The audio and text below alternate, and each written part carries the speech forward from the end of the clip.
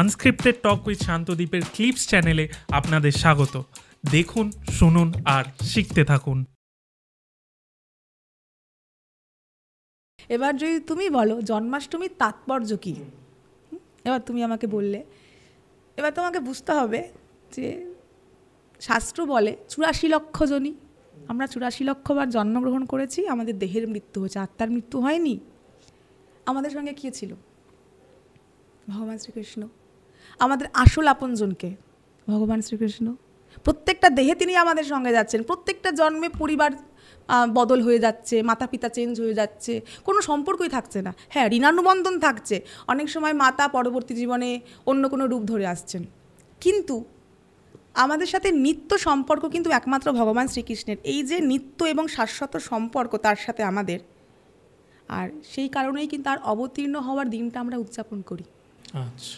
এবং যাতে তার সাথে আমাদের যে সম্পর্ক হারিয়ে গেছে, ভুলে গেছি, তার নতুন করে স্থাপন করার জন্যই আমরা এই দিনটাকে আনন্দে পালিত করি। এই দিনটাই জন্মাষ্টমী। যেদিন ভগবান শ্রীকৃষ্ণ এলেন সেদিন ছিল ভাদ্র মাস, কৃষ্ণপক্ষ, রোহিণী নক্ষত্র, অষ্টমা তিথি, বৃষলগ্ন, বৃষরাশি, বুধবার, রাত 12টা, হর্ষযোগ।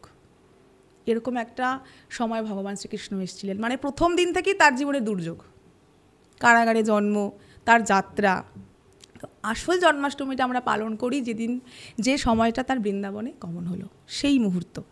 আর ভগবানের সাথে আমাদের যে নিত্য সম্পর্ক, শাশ্বত সম্পর্ক, সবাই চলে গেলেও তিনি চলে যাবেন না। এ জগতে আমরা দুঃখী কেন? এই জগতে আমরা দুঃখী কেন? কারণ আমরা ভগবানকে ছেড়ে আছি। আপনজনকে ছেড়ে কেউ ভালো থাকে? কেউ থাকে না। তুমি একটা মাছকে জল থেকে তুলে নিয়ে আসো, সে ভালো থাকবে? কখনো থাকবে না, কিছুক্ষণ বাঁচবে। ঠিক সেই রকম আমাদের আসল নিবাস হচ্ছে ভগবানের ধাম।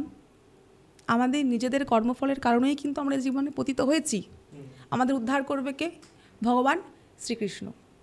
তো ভগবান শ্রীকৃষ্ণের সাথে আমাদের যে শাশ্বত সম্পর্ক তা স্থাপন করা ভীষণ জরুরি। নাহলে এই যে কষ্ট দুঃখ থেকে আমরা কখনো উদ্ধার হব না। ভগবান নিজেই বলেছেন যে এই জগৎ দুঃখালয়ম অশাশ্বতম। আমাদের জীবনে আপনজন আসবে আবার চলে যাবে। যাদেরকে আমরা আপনজন ভাববো তারা আসবে আবার চলেও যাবে, নিজ স্বার্থে। স্বার্থ শেষ, তারা চলে যাবে। ঋণানুবন্ধন শেষ, তারা চলে যাবে।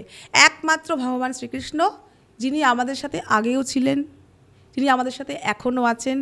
যখন আমরা মাতৃগর্ভে ছিলাম তখনও তার স্তুতি করেই এসেছি, পরবর্তী জীবনেও তিনি আমাদের সাথেই থাকবেন। তাই তার সাথে আমাদের যে সম্পর্ক তা মনে করানো, নিজেকে মনে করানো, জগৎকে দেখানো এবং পুনরায় তা স্থাপন করার জন্যই কিন্তু আমরা এই দিনটি পালন করি, যা আমাদের সব থেকে আপনজনের আবির্ভাব তিথি। আর একটা দিক হচ্ছে কাইন্ড অফ বার্থডে সেলিব্রেশন টাইপের। এটাও আমরা মানে যদি মডার্ন ভাষায় বলি, এটা কোথাও তো বার্থডে সেলিব্রেশন, আমাদের ভগবানের জন্মদিনের পালন। যদি আমি ভাবি, হ্যাঁ, এটা ভগবানের জন্মদিন পালন। তিনি কৃষ্ণ রূপে প্রথমবার আমাদের মাঝে এসেছিলেন।